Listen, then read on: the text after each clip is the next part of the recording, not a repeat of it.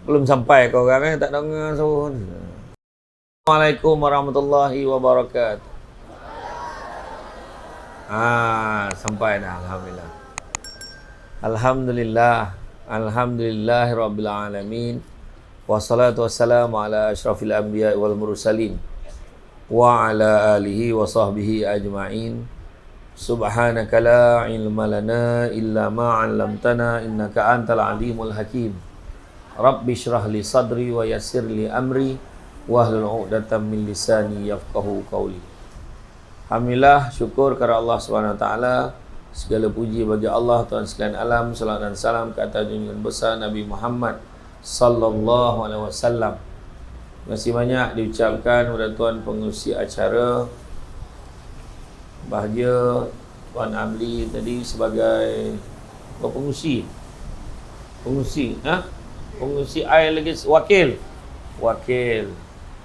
pada pergerakan persatuan Air Legacy yang menjadi tulang belakang berprogram kita pada malam ini, yang juga merupakan penasihat undang-undang lah, dalam berkaitan dengan isu-isu berkaitan dengan undang-undang syar'i terutamanya. Seterusnya, tuan-tuan dan puan-puan dirahmati Allah sekalian, alhamdulillah. Pada malam ini dapat kita bersama-sama dalam suasana yang sangat mengujakan. Dalam keadaan hujan lebat, orang ramai-ramai boleh datang. Terima kasih banyak-banyak. Saya kira-kira malam ni tak kurang 30,000 orang. Tak, sebab saya kira yang lalu lalang ke jalan ni semua saya kira. Jadi ramai tu. Dan malam ni jangan stres-stres. Malam ni sejuk je kan. Tenang-tenang. Jangan kusut-kusut. Bicara bersama dengan selebriti, takut betul tengok kan. Jadi orang kata kongsi-kongsi je lah kan, tentang isu keluarga, keluarga. Dan kalau tengok hari ni di dalam negara kita ni, isu kekeluargaan ni yalah hari-hari orang cerita kan. Kalau kita tengok kes perceraian di Malaysia ni, satu pasangan bercerai setiap 13 minit. Itu sebelum PKP. Masa PKP dia bertambah lagi. Maknanya dalam saya bercakap ni dah ada seorang bercerai. Kan? Jadi punya dahsyat. Dan hari ni kalau kita tengok kan, dalam bab keluarga ni, kekeluargaan ni, kadang-kadang ramai orang mengambil ringan. Ambil ringan sebab dia ingat dia boleh buat macam mana yang mak ayah dia dulu tunjuk dekat dia. Sedangkan subjek matternya berbeza-beza. Subjek matter. Maknanya orang yang nak ditadbirkan, iaitu keluarga yang nak ditadbirkan, bukan orang yang sama. Dulu kita ditadbir. Kita ditadbir oleh mak ayah kita. Macam mana mak ayah kita takbir kita? Ada yang kena rotan, ada yang kena penampar pun ada. Tapi kena tampar, kena rotan, elok jadi orang. Tidak semestinya bila kita pula mentadbir, kita mesti ikut acuan dan corak yang dah diajarkan oleh kedua ibu bapa kita. Mana yang baik, kita boleh teruskan. Tapi mana yang tak sesuai, jangan main ikut saja. Mak ayah saya dulu boleh, apa salah sekarang tak boleh pula? Sebab yang nak ditadbirkan tu tak sama. Kenapa saya kata tak sama? Dulu mungkin zamannya berbeza. Itu sebab Nabi pesan, didiklah anak-anak kamu itu mengikut zaman dia. Zaman dulu mungkin hanya TV bermula macam saya dulu, TV bermula jam 5 sampai ke 12 malam. Itu je, tunggu tidur. Kalau pagi-pagi buka TV memang nampak jamnya dengan yang petak-petak yang bulat tu. Nampak kan? Itu je. Tapi hari ni TV itu boleh wujud sendiri. Maksudnya masing-masing ada TV sendiri. Ni sekarang ni ada yang buat live ni, kan? Buat live IG, buat live TikTok, sorok-sorok dekat tepi tu. Tunjuk kan? Buat live. Kalau dulu-dulu nak keluar TV, nak berlakon, kena ada buat casting dulu, kena buat screen test dulu. Cek, hari ni tak payah. Dia boleh live, satu dunia boleh tengok dia. Pernah satu ketika tu ada budak tu sikat rambut, buat live kat rambut. Tak perempuan tu. Saya pula nampak yang live tu. Tekan tengok Abang Samsu orang buat apa. Pap tengok dia live Ustaz Jafri tengah ceramah ni. Pap dengarlah sikit. Sekali tertekan pula yang kat budak tu, tengah sikat rambut. Pop, dia tengah sikat rambut. Samsul debat. Samsul debat tengah tengok aku. Kalau kabut, mana nak keluar ni? Mana nak keluar? Itulah realiti hari ni. Zaman dah berubah. Dan kalau kita tengok, tak ada siapa yang dalam dunia ni nakkan kekecewaan. Tak ada siapa yang nak penderitaan. Seboleh-bolehnya nak bahagia. Semua orang nak bahagia. Tak ada orang yang tak nak bahagia. Dan memang itulah yang sepatutnya kita beritahu kepada ahli keluarga kita. Jangan kita ajar ahli keluarga kita, suami, isteri, anak-anak kita, jangan diajar tentang kaya, tapi ajarlah mereka tentang bahagia. Kerana satu hari nanti kita akan sedar bukan semua perkara boleh dinilai dengan harganya. Tu deep tu. Bolehlah nak masukkan sebagai status. Bukan semua benda boleh dinilai dengan harganya. Akhirnya pada satu tahap, duit ni tak boleh nak beli sihat. Duit ni tak boleh nak beli ketenangan. Duit ni tak boleh ni. Kadang-kadang orang lagi banyak duit lagi tak tenang. Kan? Tapi duduk malam ni tenang aja, nampak macam tu lah. Tenang je kan. Tak ada siapa pun yang berganyak sebab hujan. Macam tu lah. Dan malam ini, satu perkara yang kita nak buat, malam ni aku nak dengar, aku nak ambil poin ilmu. Nabi sebut apa? Nabi sebut barang siapa yang mengikuti jalan-jalan ke majlis ilmu, maka Allah akan menganugerahkan kepadanya jalan-jalan ke syurga. Amin. Jangan lupa hashtag pergi syurga balik hari. Sebab kita datang, sudah sekarang kita balik kan, besok dengar pula. Saya pagi tadi ceramah di Masjid Kampung Boyan, Taiping. Malam ni sini. Esok pagi Masjid Kampung Expo, Taiping, esok pagi. Jadi siapa yang nak datang esok pagi kan. Jadi kalau kita tengok, selalu dia sebut keluarga sakit. Kalau dulu rumahku syurgaku. Lepas tu seminar keluarga bahagia ada je. Sedangkan lidah lagi tergigit. Tajuk ceramah main-main. Sedangkan lidah lagi tergigit. Lagi satu ni, keluarga sakinah, mawaddah warahmah. Macam tu. Terkejut sakinah sebab nama dia pun kena sebut. Jadi kenapa semua ni? Semua ni adalah ke arah nak mendidik kita, nak terapkan kita dengan ilmu.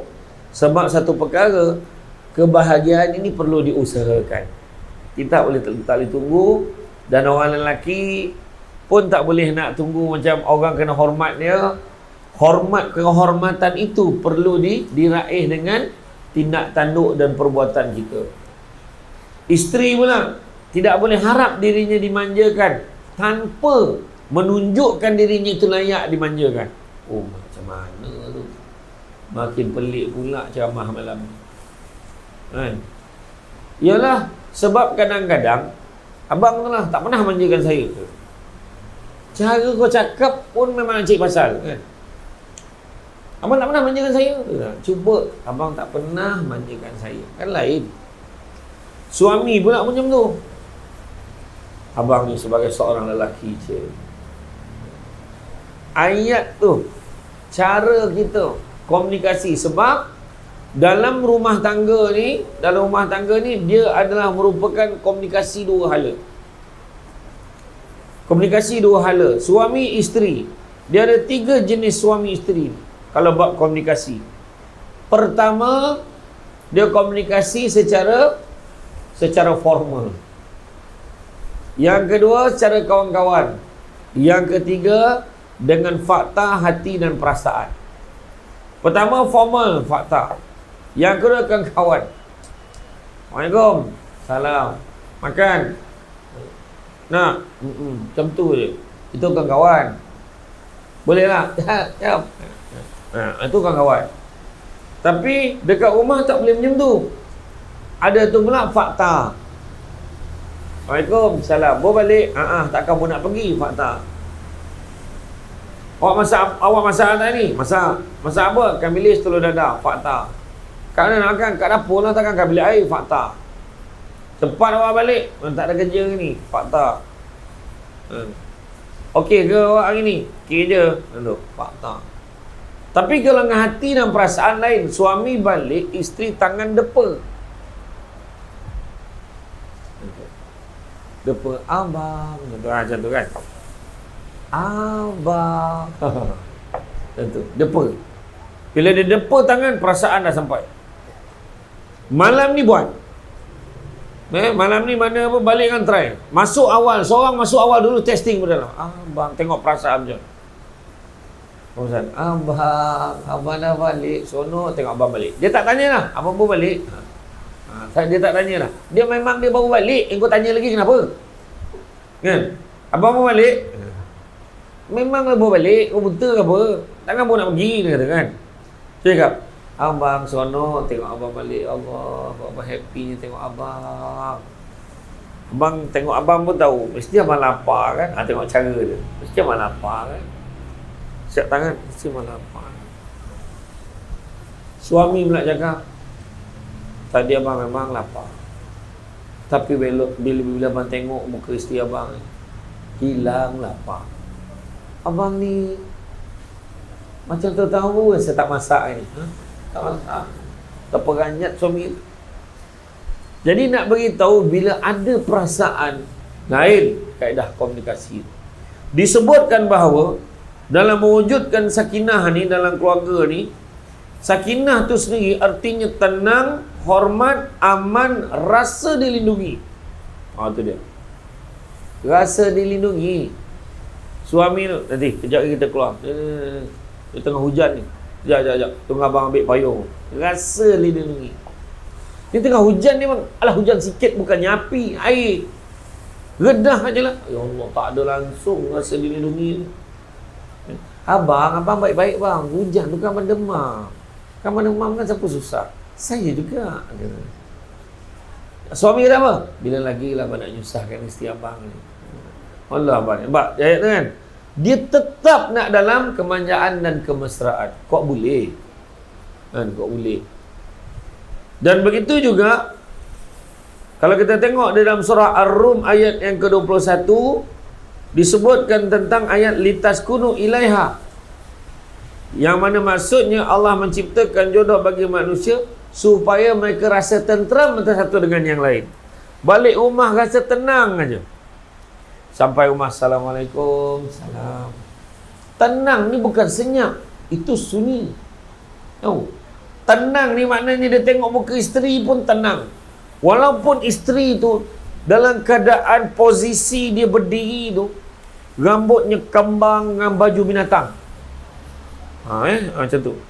Dia tetap nampak tenang. Macam tu. Dia nampak isteri dia tu, comel pula tengok isteri abang. Mula tu. Tengok isteri pula.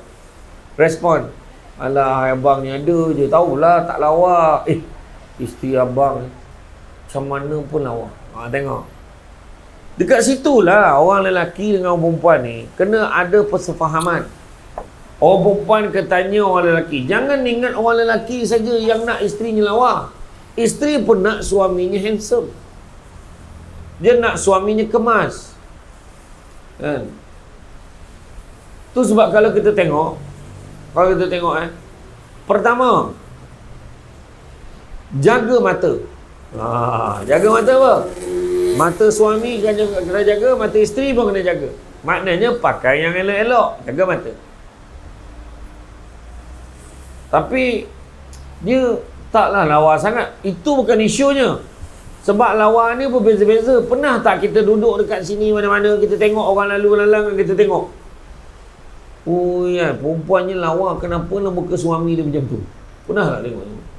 Kalau tengok suami ni handsome, tapi isteri ni muka tak boleh belah, contoh lah kan? Tapi sebenarnya itulah hebat yang maha hebat Allah. Allah jadikan pandangan manusia tak sama. Tak lawa kat mata kita, lawa sangat kat mata orang. Macam contoh kan, ada orang tak suka sangat tengok muka Niloufar.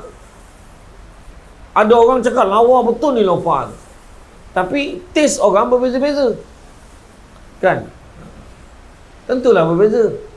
Orang ni nampak kawan tu walaupun gigi dia tak tersusun, tapi cantik sangat.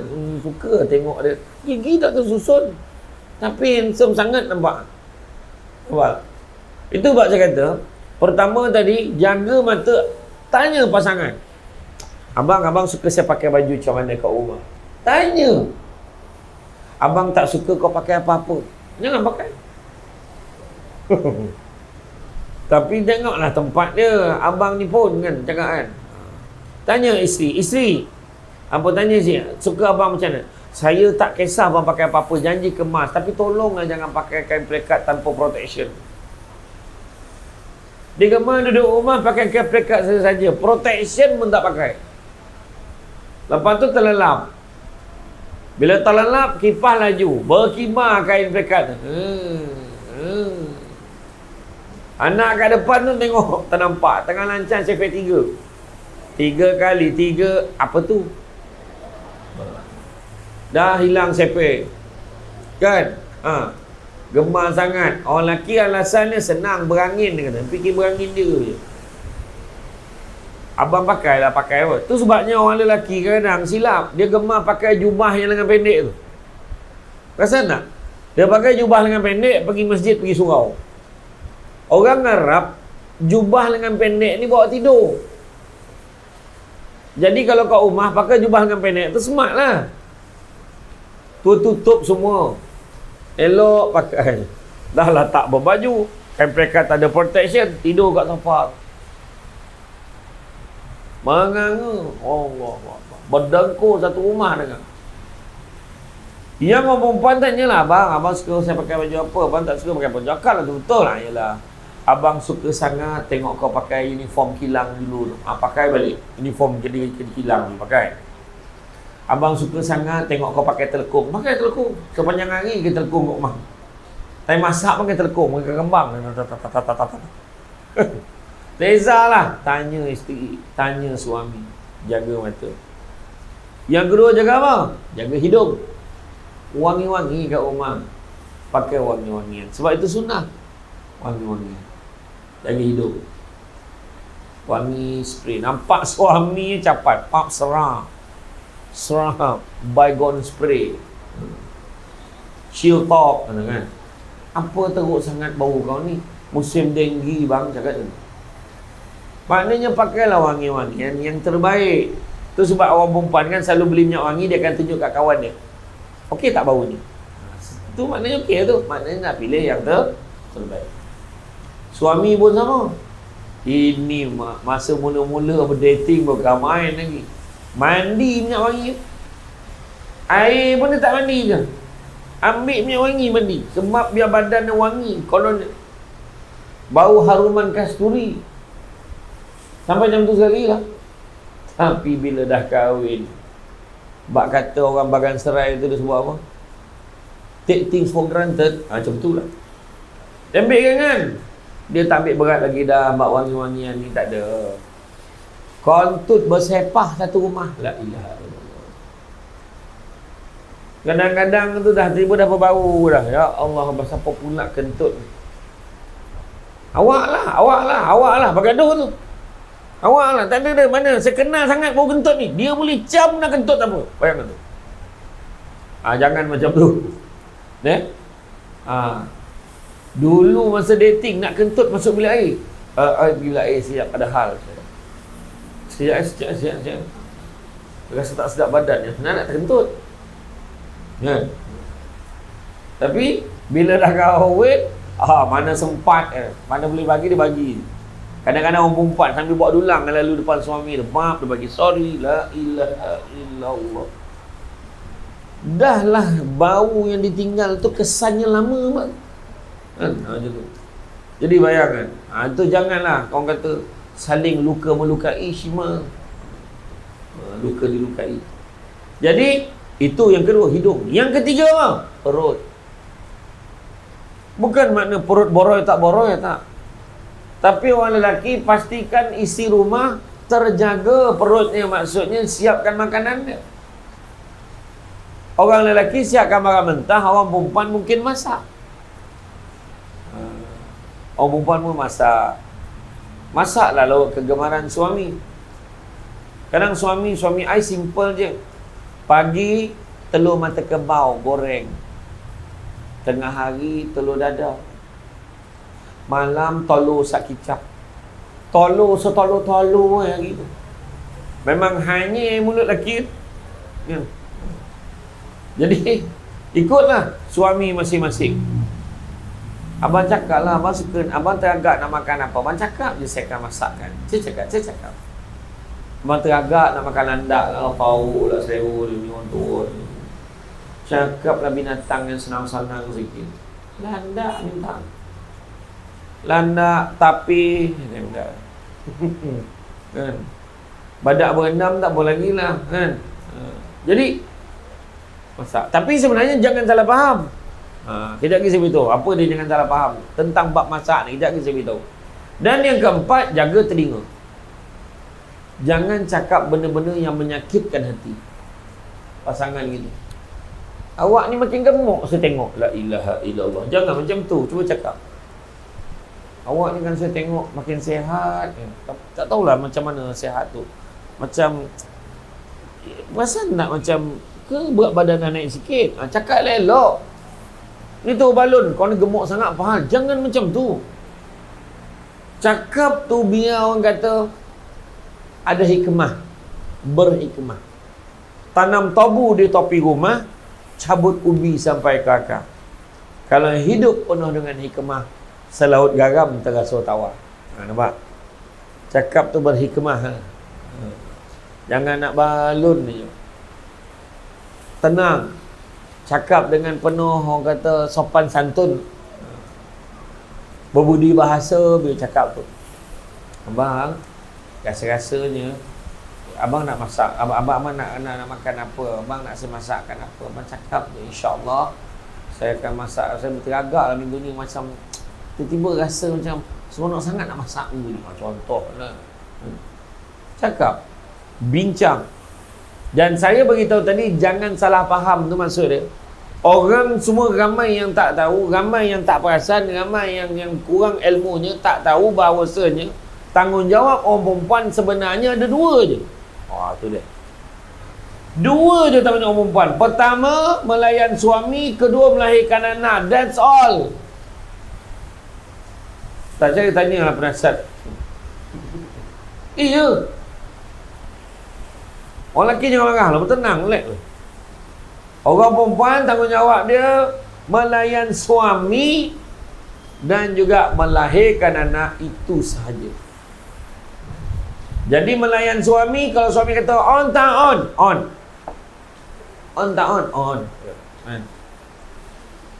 Bagaimanakah disebut, layanlah suami kamu walau di belakang unta sekalipun. Tapi janganlah sesaja cari belakang unta. Maksudnya layan suami tu.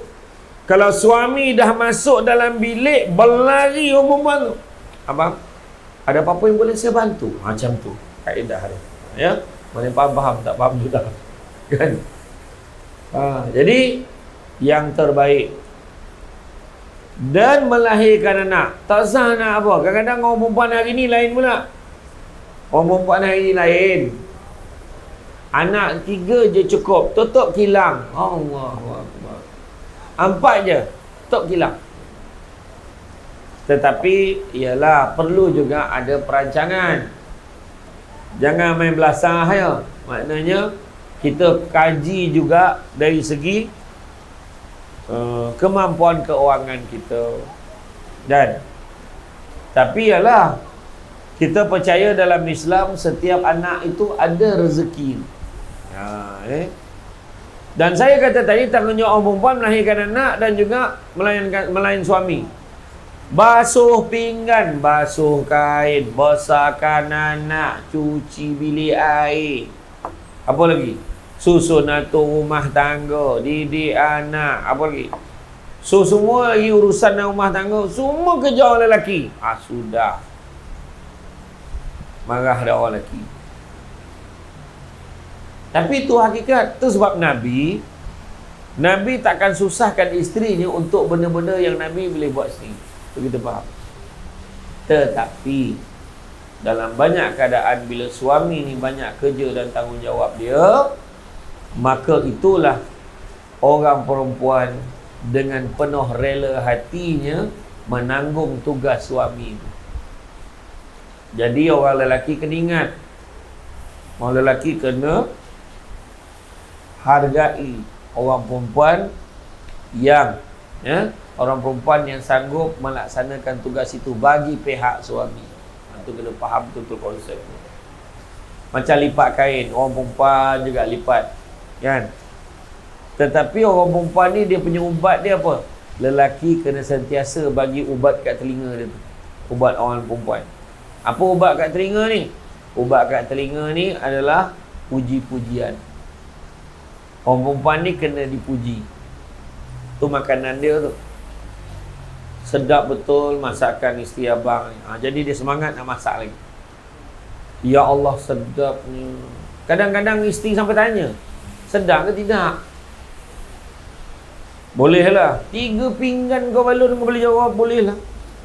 Tu semua lah. 3 pinggan.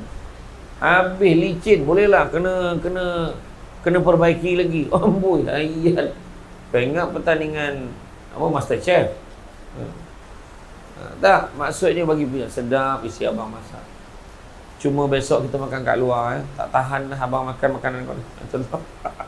Kan? Teruk sangat tu. Pergilah belajar.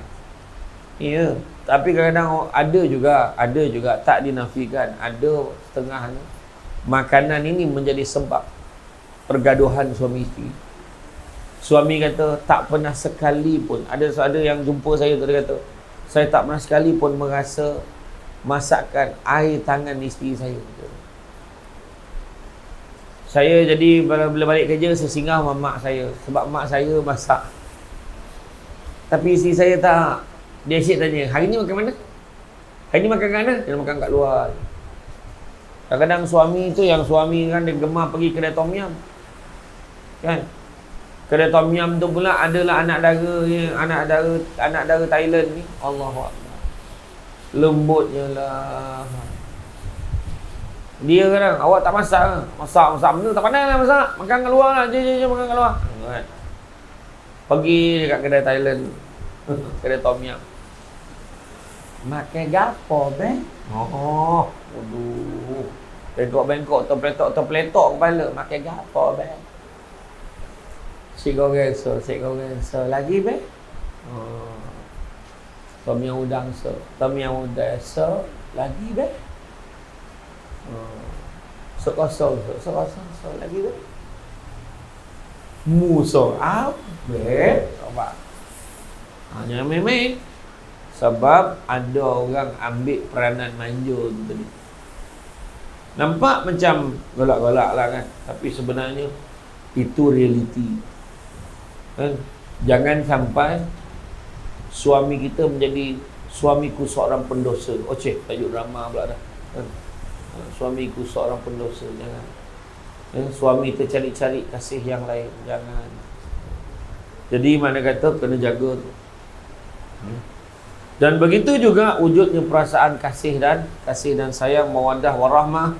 Itu sebab dikatakan bahawa cinta yang nak kita bawa ni adalah cinta di dunia dan di akhirat. Itu sebab bila orang tanya apakah kunci keluarga bahagia ni, Kunci keluarga bahagia ni ada 5 saya kata. Yang pertama kunci rumah. Yang kedua kunci pejabat. Yang ketiga kunci kereta. Yang keempat kunci syurga. Dan yang kelima kunci spare. Selalu saya share. Apa maksud kunci rumah? Sistemkan sistem keluarga dengan sistem Islam. Awal pagi lagi subuh. Bangun subuh kau apa? 8.30. Itu bukan subuh kan? Itu nak kata subuh gajah pun tidak. Tak tahu lah subuh binatang apa pun tak tahu. Masalahnya gajah pun lagi awal lagi bangun. Kalau nak kata subuh gajah, marah gajah. Apalah aku yang terbabit ni.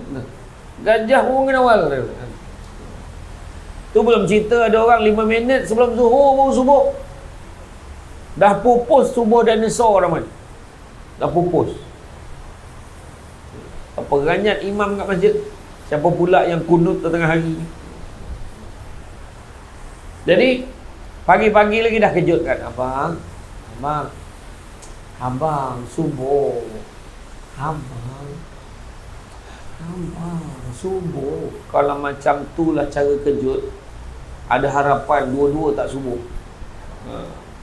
Kau mengejut, kau mengajak ke kata kan. Jadi kalau subuh ni kejut, abang subuh. Hello. Oh. Dah apa dia cakap pun tak tahu. Dia cakap anak-anak pun dah kejut belum. Kejut anak. Sebab apa? Kadang-kadang ada yang cakap, tak apalah, kesian lah bang, anak kita kecil lagi, tak puas tidur. Salah.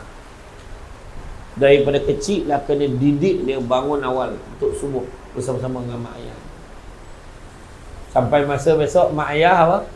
Mak ayah dah meninggal, dah masuk dalam kubur. Ada lagi pahala untuk kita. Sebab apa? Anak kita cakap dengan isteri dia, yang esok kita solat subuh berjemaah nak. Tiba-tiba bang ni Ustaz, bukan apa, teringat arwah abah dulu dengan mak dulu, tak pernah tinggal solat subuh berjemaah. Mengalir pahala untuk kita. Bila subuh tu pula berjemaah, suami jadi imam, isteri cakap lah kan suami abang, abang kena jadi imam saya tau. Abang tak pandai. Tak apa, tak pandai, kita belajar baru betul. Ini disergah lelaki tu. Abang, cepatlah jadi imam. Apa benda jadi jantan tak jadi imam? Jangan macam tu. Cepatlah jadi imam. Garang betul. Suami datang gede-gede. Abang tak pandai. Tak pandai pakai telekong duduk belakang. Apa hal pula lelaki kau pakai telekong? Kan? Maknanya sekarang ni kena didikkan agama, sistem kekeluargaan Islam. Bayangkanlah suami jadi imam. Allahu Akbar. Sajuk rumah tu. Anak-anak pun dalam kantuk-kantuk tu solat subuh. Hari-hari dia dah tahu dah nak subuh sama-sama. Yang paling power lepas maya, zikir. Lepas zikir, doa. Doa ni ya Allah, itulah senjata yang paling paling berkuasa, paling power sekali. Suami doa, alhamdulillahirabbil hamdan hamidin, hamdan syakirin, hamdan wafi ni'amika fi mazidah. Ya Rabbana lakal hamdu kama yanbaghi li jalali wajhikal karim azim sultan. Ya Allah, tengok doa. Ya Allah, sesungguhnya aku sayangkan isteriku ya Allah. Anak semua tengok muka bini. Nampak? Ni. Aku juga sayangkan anak sulungku Alung ya Allah. Long, kau lah Long. Nampak sebut nama anak. Kasih sayang doa disebutkan dalam doa. Tapi orang perempuan kena hati-hati. Mana baik-baik doa yang dia baca yang tak jelas, jangan amin. Buat suami ni pandai. Ya Allah, kau berikanlah aku. Ya Allah. Ada ayat. Apa benda lah doa dia baca. Aku dah lama nak. Ya Allah. Pemudahkan urusanku untuk lagi, ya Allah. Apa hal lain macam bunyi doa? Adalah beberapa perkataan yang tak jelas tu. Kan kalau imam kat masjid, Allah Rasul-Sultanik, Allah benar. Allah, dia buat macam tu tapi dalam bahasa Melayu. Ya Allah, aku sudah lama ingin. Ya Allah, dia itu macam tu. Yang mesti belakang. Amin, amin ya Allah, amin ya Allah, amin, amin semua. Makbul. Kan? Jadi kali-kali kalau dengar suami, ya Allah kau berikanlah aku, ya Allah. Isi belakang, kuat sikit. Oh, doa. Jadi makna kena kuatkan. Mana yang tak jelas tu. Kan? Doa. Tu pertama, kunci rumah, sistem ikut kekeluargaan Islam. Kedua, kunci kereta. Masuk kunci kereta, hala tuju pemanduan nak bawa keluarga ni biarlah ke arah yang diredai oleh Allah. Kita nak wujudkan keluarga yang berbahagia dunia akhirat, tapi anta nak pergi masuk akademi menyanyi, kan tak kena. Kita nak anak-anak kita ni jadi anak yang soleh solehah. Kita nak anak kita hafaz Quran, tapi kita tak ajar anak kita mengaji.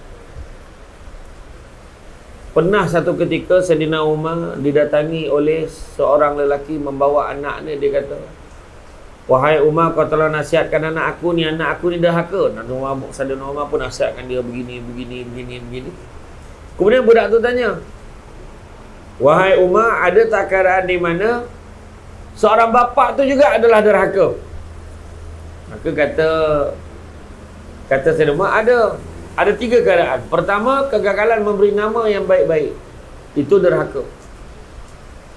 Jadi dia kata, kalau contoh ayah aku derhaka lah. Sebab ayah aku dia bagi nama aku ni dari segi bahasa Arab tu, maksud dalam bahasa Melayu tu kumbang hitam. Malu aku, dia kata. Nama tu nama tak baik. Nampak? Bagi nama-nama yang baik. Kadang-kadang tu demi kasih sayang kita, kita combinekan nama kita. Nama bapaknya Yahya, nama isterinya Mahani. Jadi Yamaha budak tu. Itu nama Jepun tu. Maznah Daud, Mazda nama budak tu. Jangan bagi nama yang baik-baik. Bagi nama yang baik-baik dalam Islam. Bagi letak nama Nabi. Kan? Pahlawan-pahlawan Nabi, pahlawan-pahlawan zaman Nabi dulu. Kan? Letaklah nama yang baik-baik. Kedua, dia kata kegagalannya menyediakan ibu yang baik untuk anak ni. Dia kata, aku tak pernah jumpa pun ibu aku. Sebab maksud ibu yang baik itu adalah ibu tu dididik lengkap dengan agama, sebab ibu tu boleh didik anak-anak. Maka derhakalah ayah suami itu. Dan yang ketiga, kalau ayah itu gagal mendidik anak-anaknya dengan Al-Quran, maka dia dianggap derhaka. Jadi maksudnya ketika dulu ia disebutkan sebagai Al-Quran, malahan Al-Quran itu dikembangkan sebagai pendidikan dunia dan di akhirat. Kena bagi didikan. Itu tanggungjawab seorang ayah. Sebagai ibu bapa, memang kita kena fokus pada pendidikan ni, terutamanya pendidikan agama. Dan bila sebut tu hala tuju tu kena tepat, masa supaya nanti anak-anak ni dapat mengikut susun selalu orang tu ikut ikut jalan hidup yang berlandaskan kepada kehendak syariat Islam. Ini kita kena jaga. Tak adalah dia pergi konsert, sibuk lagi konsert dan tak rasa bersalah bila pergi konsert. Mak ni ketinggalan zaman lah, dia sound mak dia balik. Ayah ni come on. Takkan tu tak boleh konsert sekarang, tak macam dulu. Dia sound dia pula ajar ayah dia. Contoh kan. Yang ketiga, kunci pejabat. Apa maksud kunci pejabat? Dalam rumah tangga kena cari rezeki yang halal. Cari rezeki yang halal. Ini adalah merupakan asas mula yang basic sekali untuk membentuk keluarga bahagia. Kalau rezeki yang kita dapat tu tidak berkat, maka dia akan mengganggu proses pertumbuhan keluarga menjadi keluarga sakinah mawaddah warahmah. Nabi pesan, carilah rezeki yang halal, kerana sesungguhnya yang halal itu cukup buat kamu. Carilah yang halal. Walaupun kerja-kerja kampung, walaupun kerja biasa-biasa, tetapi walaupun sikit, yang penting berkat. Ada 7 tanda keberkatan rezeki. 7 tanda keberkatan rezeki. Yang pertama, tanda keberkatan rezeki apa dia? Apabila rezeki kita dirasakan cukup, itu tanda berkat. Kedua adalah apabila doa kita mudah dimakbulkan. Ketiga, apabila suasana dalam rumah tangga bahagia, tenang, tenteram, itu tanda rezeki berkat. Keempat, apabila kita di tempat kerja, kita bekerja dengan masyarakat, kita senang dan menyenangkan. Kita ni disenangi oleh orang dan kita pun senang dengan orang lain. Itu tanda rezeki berkat juga. Seterusnya, apabila anak-anak cemerlang dalam setiap lapangan yang diceburinya. Kalau anak tu belajar, cemerlang dalam belajar. Anak tu bekerja, cemerlang dalam kerja. Itu tanda rezeki berkat. Bayangkan anak tu ambil SPM 10 subjek tapi dapat 12A. Melampau betul. Berlebih pula A daripada subjek yang dia ambil. Terkejut ayahnya, rupanya salah print. Ya. Tak kisahlah, tapi anak-anaknya berjaya. Kalaupun tak dalam akademik, dalam bidang kemahiran pun anaknya berjaya. Anak tu tengok aircon tu pun tahu dah. Belum on dia kata. Itu tak payah belajar, nak tahu. Tapi maksudnya dia pandai dalam bab kemahiran, contohnya. Begitu juga tanda keberkatan rezeki adalah apabila rumah kita seringkali diziarahi. Ada je orang datang ke rumah kita, tu pun tanda rezeki berkat. Ni tak termasuk yang tin Shopee, tu tak termasuk. Ya? Itu kalau kira orang tu hari-hari datang rumah, kan? Jadi mana kata tu tanda keberkatan rezeki. Okey, cari rezeki yang halal, kata Nabi. Sesungguhnya halal itu cukup buat kamu. Nabi dah sebut, anak-anak Adam kalau diberikan 2 lembah emas, dia akan minta lembah yang ketiga. Tak pernah cukup. Tapi Nabi juga sebut, manusia yang paling kaya adalah manusia yang merasa cukup dengan apa yang dia ada. Yang keempat, nak bahagia keluarga kita, kunci syurga. Nak nampak syurga, tak ada cara lain. Kena beribadah banyak-banyak. Sebab dengan beribadah banyak-banyak, mudah-mudahan Allah merahmati kita. Hanya dengan rahmat Allah, kita boleh masuk dalam syurga. Tak ada cara lain. Ibadah banyak-banyak, solat banyak-banyak, puasa sunat banyak-banyak, kan? Mengaji Quran banyak-banyak. Mudah-mudahan kehidupan kita dan keluarga kita diberkati, dirahmati. Akhirnya dapatlah kita akan syurga Allah Subhanahu Wa Taala. Dan begitu juga yang kelima, kunci spare. Apa maksud kunci spare? Suami ada kunci, isteri ada kunci, mak ayah ada kunci, anak-anak ada kunci. Sila mainkan peranan masing-masing. Kebahagiaan dalam keluarga ni, satu lagi nak pesan dekat semua, terutamanya orang perempuan. Nak pesan, tidak semua kebahagiaan itu perlu dizahirkan dalam media sosial. Ni nak beritahu. Minta tolong sangat-sangat. Kadang-kadang jadi bergaduh dengan suami. Tak ada pun ambil gambar berdua ni. Kenapa ni? Kenapa ni? Pergi makan dengan makan nanti dulu. Jap. Ambil gambar lu. Apa Ustaz? Kenapa? Sedangkan Nabi ajar kita dulu, kalau balik rumah, kalau kamu bawa makanan, berilah sedikit kepada jiran kamu. Kalau kamu tak nak berikan kepada jiran kamu, sembunyikanlah dari penglihatan jiran kamu. Sorokkan kalau kamu tak nak bagi pada jiran. Dan bila bawa masuk ke dalam rumah, kalau kamu memberi anak-anak kamu makan, jangan benarkan mereka makan di luar rumah. Takut anak jiran nampak, anak jiran pun nak macam tu. Sampai macam tu sekali Nabi ajar. Kita hari ni tunjuk gambar. Alhamdulillah, rezeki hari ni kita bertunjuk. Air kosong je, tak ada soal. Contohlah kan, kita masukkan, kita share semua benda. Tak ambil, ada tu dekat dalam kereta macam ni, ambil gambar pegang tangan isteri tu, sap ambil gambar, pegang tangan suami, sap masuk. Alhamdulillah, thank you my love. Allahu Akbar. Muntah tengok. Kebahagiaan ini adalah di dalam hati, bukannya di mata kita dan perlu ditunjukkan pada mata orang lain. Tak perlu pun sebenarnya. Sebab kalau orang tengok Facebook Samsul Debat, jaranglah nak tengok gambar dia, upload gambar dia dengan wife dia tengah bermanja-manja, tengah bermesra-mesra, jarang. Kalau terjumpa tolong beritahu ya. Bukan untuk dipamer-pamer, sebab bukan semua orang tahan menengoknya. Sebab ada orang tidak ditakdirkan bersuami, tidak ditakdirkan beristeri kadang-kadang. Kadang-kadang ada orang tu pula tak semua senang macam kita. Dan bila kita share sesuatu perkara, boleh menyebabkan masalah pada orang lain. Orang lain adalah berlagak lah, lantaklah kau, tengoklah jadikan kau apa nanti. Tengok orang doa yang tak baik-baik. Yang tu yang kita tak nak. Ya? Orang dulu-dulu ambil gambar, kan dulu pakai Kodak Fuji, Konica, pakai filem kan. Lepas tu bila kita dah cuci, adakah kita tampal dekat papan kenyataan masjid biar semua orang tengok? Siap ada label, ni buat apa, tak ada kan. Kita pun pergi kat rumah, buka album, kita susun satu-satu gambar. Sebab apa? Nanti bila senang-senang baru kita tengok. Tapi hari ni semua mesti nak tunjuk ke orang. Kenapa? Saya teringat saya jumpa dengan seorang pakcik ketika program yang macam ni lah lebih kuat di Mersing.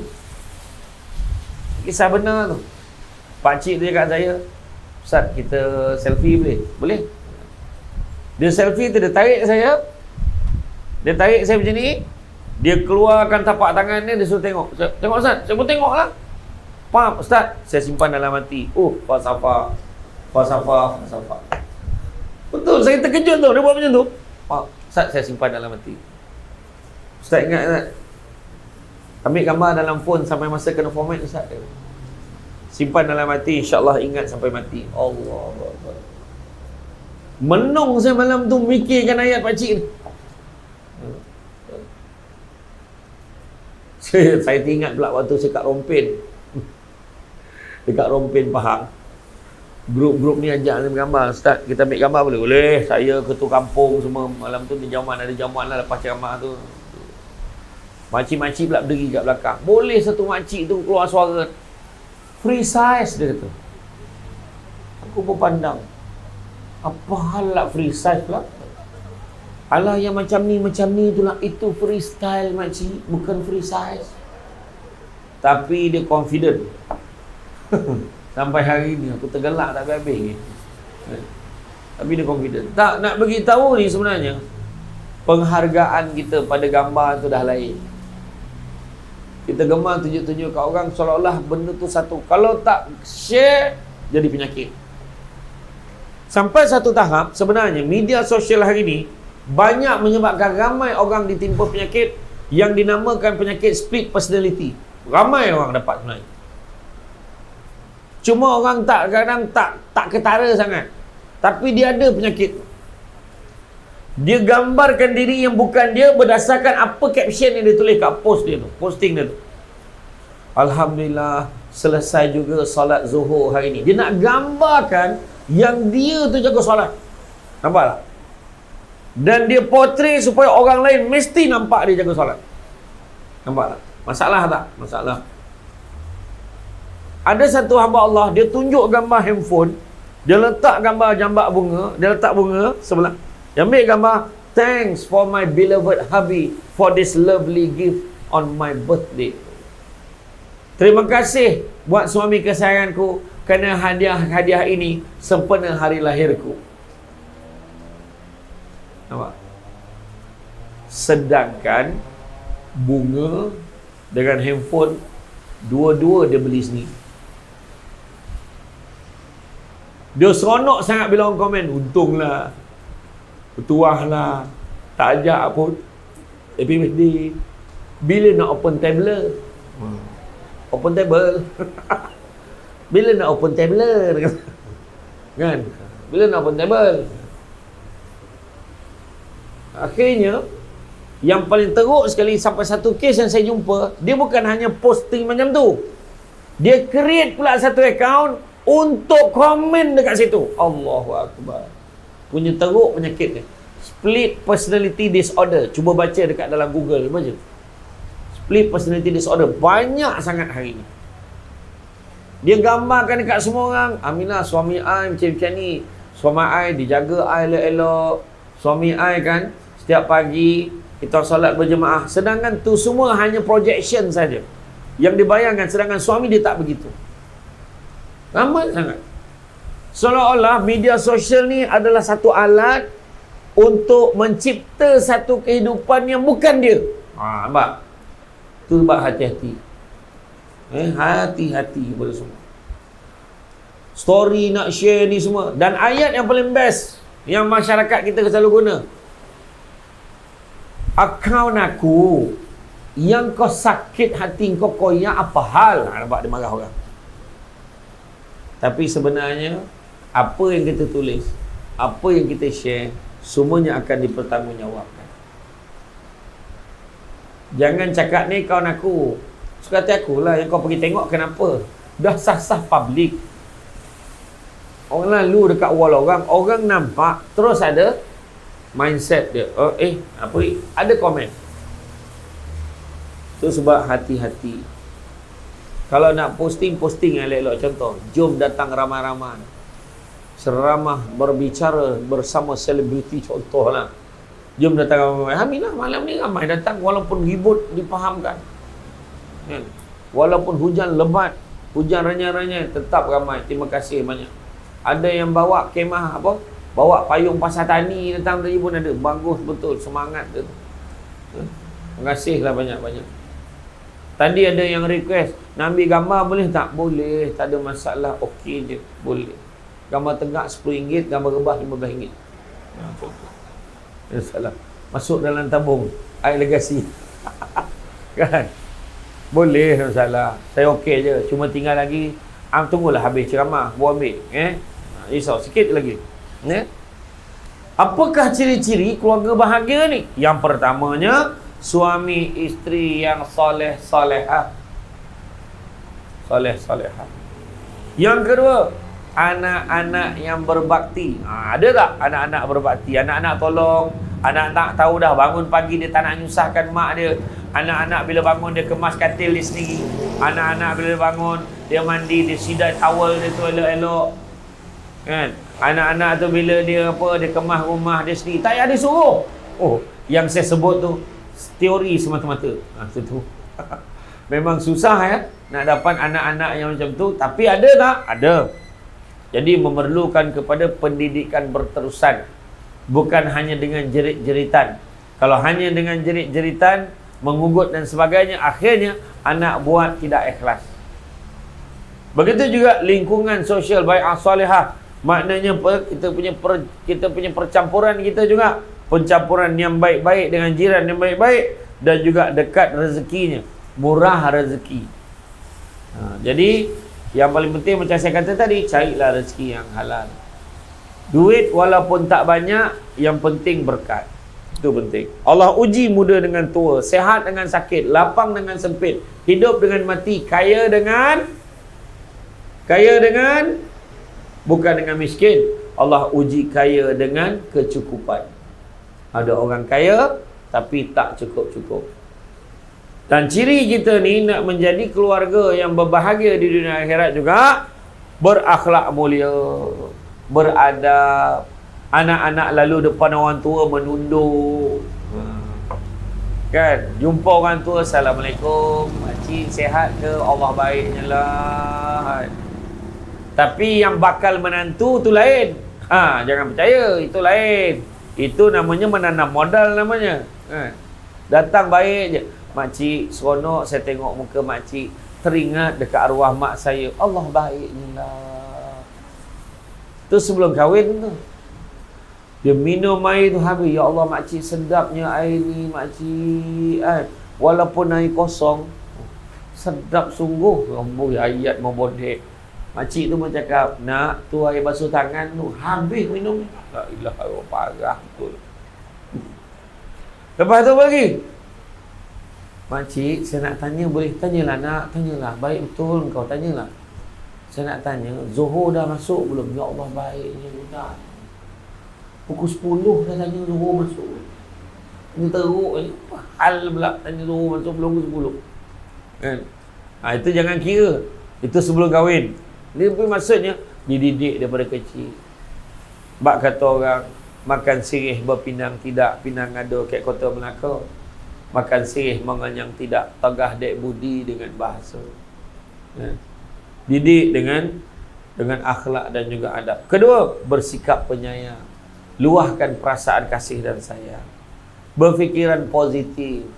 Jangan sangka buruk. Ni awak lawa pakai keluar pergi dating, jumpa lelaki mana orang ni? Alah bang, dengan Camah Samsul debat. Kat mana? Dekat bawah kemah, dekat dataran Bagan Serai tu. Ya ke? Bukan kau cakap semalam kat abang dekat Dewan ke? Ni contoh lah, contoh. Bertukar pula tempat. Itulah dia nak buat kat dekat buat sebab takut Dewan tu tak muat. Sebab kau buat kat dataran. Macam tu, contohlah. Begitu juga menjadi teladan yang baik, contoh ikutan yang baik. Ini kau jangan merokok, abah tak suka kau merokok. Sambil dia cakap, jangan merokok. Dia pun hisap, macam mana? Contoh yang baik. Tegas dalam mendidik anak-anak. Jaga keselamatan keluarga. Sentiasa mendoakan kebahagiaan keluarga. Sentiasa jaga maruah diri dalam keluarga. Itu sebab kalau didik anak, Saidina Umar kata ada 3 peringkat. 7 tahun pertama, 7 tahun kedua, selepas 14 tahun. 7 tahun pertama, layan anak seperti raja. Apa dia nak bagi, tak susah. Kedai RM2 banyak sekarang. Kedai komat pun ada. Yang kedua, 7 tahun kedua, layan anak seperti hamba. Mula bagi tugas dan tanggungjawab dalam rumah. Bagi dia sekerja. Buang sampah, kemar rumah, basuh baju sendiri, basuh pinggan mangkuk sendiri. Bagi tugas dan tanggungjawab dalam rumah. Selepas 14 tahun, layanlah anak seperti sahabat. Berkawan dengan dia. Banyak berbincang dengan dia. Kemudian, pentingkan kesihatan ahli keluarga. Nampak tu? Kesihatan pun nak kena jaga. Keselamatan jasad terletak pada sedikitnya makan. Keselamatan roh terletak pada keselamatan roh terletak pada sedikitnya dosa. Dan keselamatan agama terletak pada banyaknya berselawat ke atas Nabi. Itu pesan hukama. Keselamatan jasad terletak pada sedikitnya makan. Keselamatan roh terletak pada sedikitnya dosa. Dan keselamatan agama terletak pada banyaknya berselawat ke atas Nabi Muhammad sallallahu alaihi wasallam.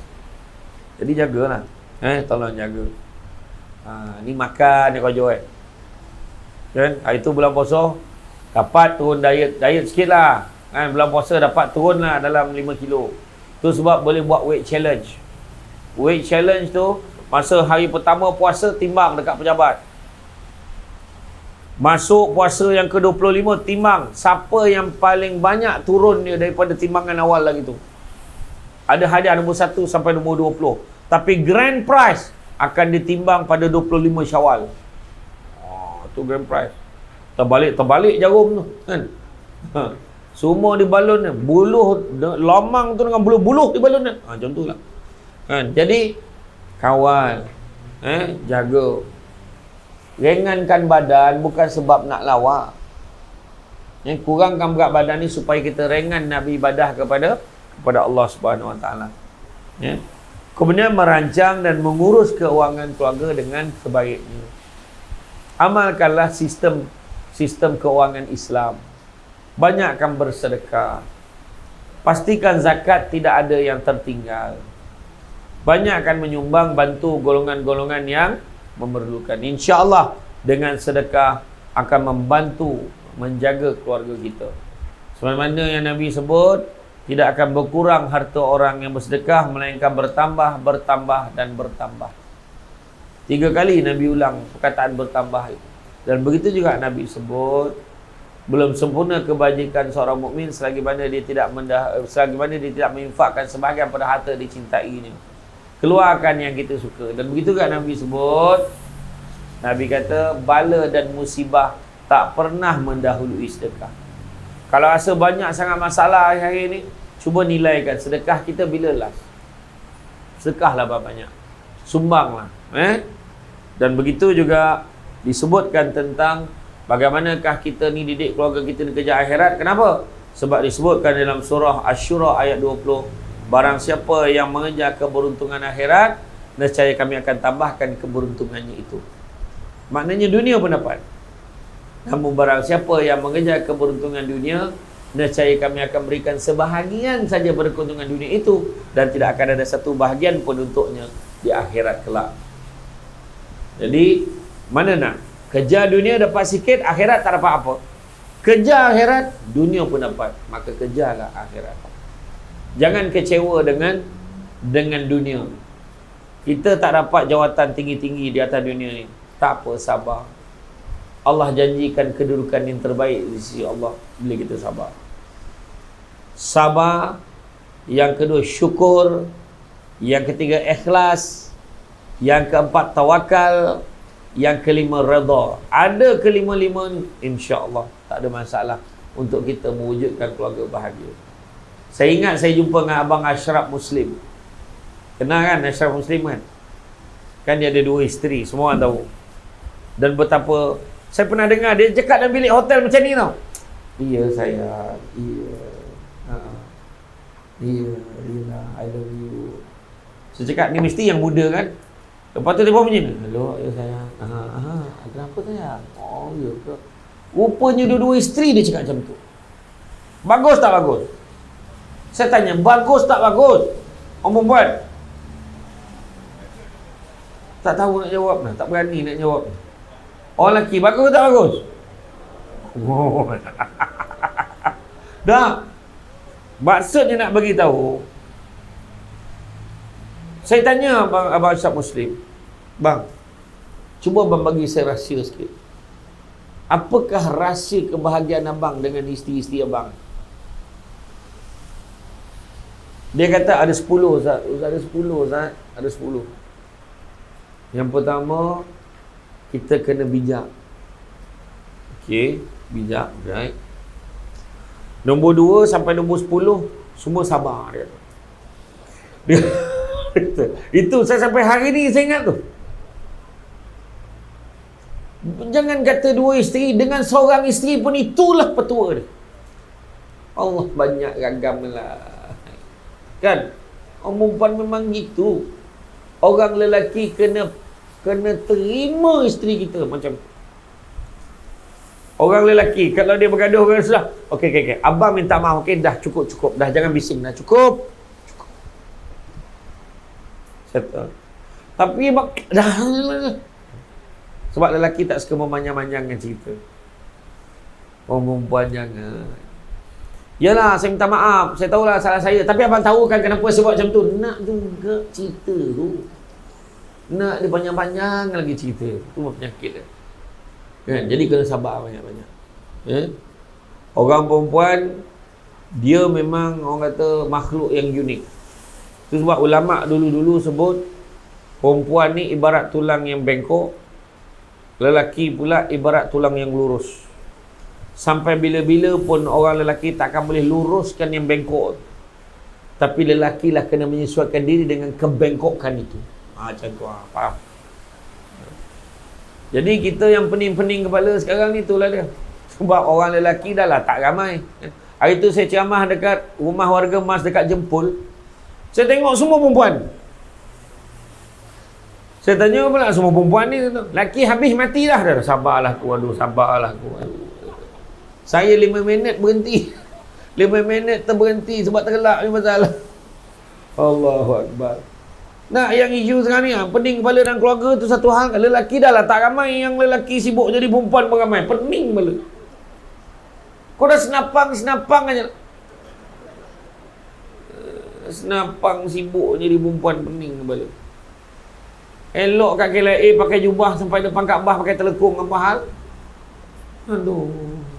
Tapi bukan orang Malaysia lah. Dengannya orang Australia ke Thailand, macam tu lah lebih kurang. Jadi jaga. Sebab apa? Tapi paling penting sekali saya nak pesan kat semua. Ingat tak awal-awal tadi saya sebut tentang yang saya cerita tentang akhlak tadi.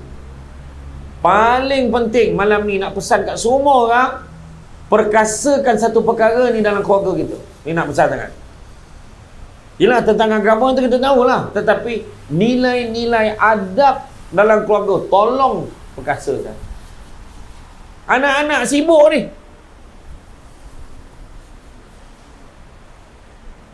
Dulu-dulu cuba tu tak? Mak kalau panggil anak, Along, Along, berlari dia nak. Orang apa mak?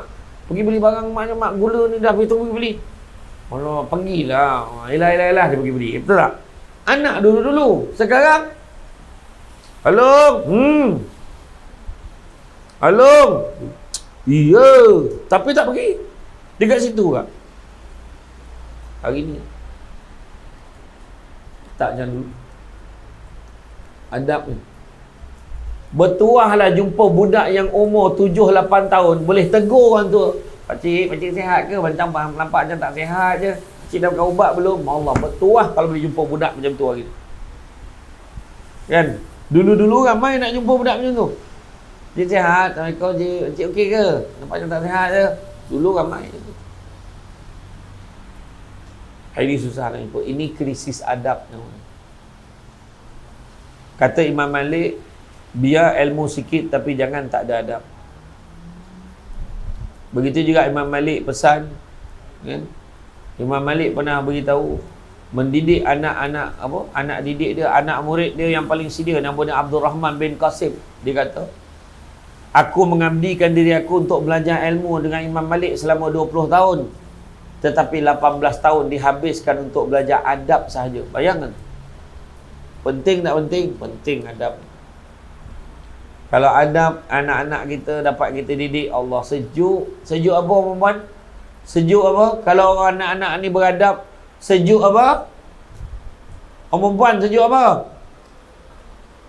Kalau anak tu beradab lah, mak tumpang lalu mak, Allah baik je budak ni. Sejuk apa? Perut tak habis sejuk perut. Sejuk perut tu kambung tu, tahu? Pagul dah. Malaysia lawan Bahrain. Aku rasa tu ya. Siapa yang gol dulu tu tak tahu tu. Confirm ke? Jadi makna kata tolong jaga anak. Bak kata pantun dulu-dulu, kalau mencari pokok berbuah, pucuk elobek, dahan berdaun. Kalau nak jadi insan bertuah, duduknya beradab, pagaknya bersantun. Jadi pesanan saya ni memang sebenarnya bab dalam kalau perasan lah, dalam setiap ceramah saya tak pernah tinggal pesan bab adab. Itu je sekarang ni. Masyarakat kita sekarang yang itu kita tengah kritikal sangat. Minta maaf cakap lah, saya bukanlah kata nak bawa cerita politik, taklah. Contoh kita tengok dekat parlimen, kita tengok dekat sidang tu, kadang-kadang percakaran yang di live kan tu, kadang-kadang banyak je ada perbincangan elok tapi orang highlightkan benda tu. Itu menggambarkan krisis adab. Jiran dengan jiran sekarang ni tak baik macam dulu. Dulu jiran tak sedia kain dah risau, apa tak sedia kain tu, tak sihat ke? Suruh anak pergi tengok, pergi tinjau apa tak sihat ke, sakit ke. Dekat Putrajaya dah 5 hari mati dalam rumah baru tahu, dah bau busuk baru tahu ada orang meninggal dalam rumah. Sedangkan departmen berkongsi dinding dan bumbung yang sama. Bayangkan. Apa punca? Semua ni berkaitan dengan isu adab. Sebab Nabi pesan, takdibu auladukum bisalasati asya. Adabkanlah anak-anak kamu dengan 3 perkara. Pertama, bihubi Rasulullah SAW. Ajar dia sayang dengan Nabi. Kedua, bihubi ahli. Ajar dia sayang ahli keluarga Nabi. Dan yang ketiga, biqiraatil Quran, dengan membaca ayat suci Al-Quran. Ajar dia tentang Al-Quran. Jadi saya rasa cukup setakat tu. Saya faham signal-signal suruh berhenti tu, saya faham. Jadi insyaAllah lepas ni jangan berebut, naik sorang-sorang. Bukan sorang-sorang lah, nanti kejap kan kita bergambar. Tak tahu macam mana nak bergambar ni, pakai payung apa tak tahulah. Naik atas pentas takutlah ya. Jadi Tuan-tuan dan puan-puan sekalian, itu saja daripada saya.